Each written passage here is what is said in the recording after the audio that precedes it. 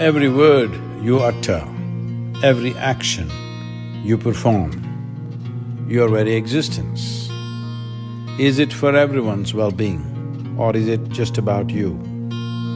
Just fix this one aspect to determine the nature of your life.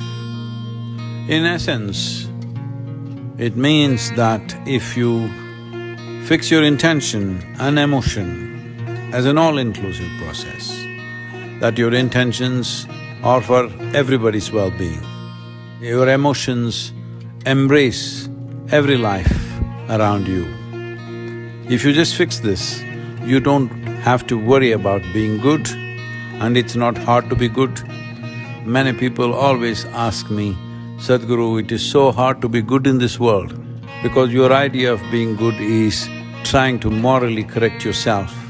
If you become inclusive in the very way you exist, then you don't have to worry about being good because what you do will naturally be for everybody's well-being.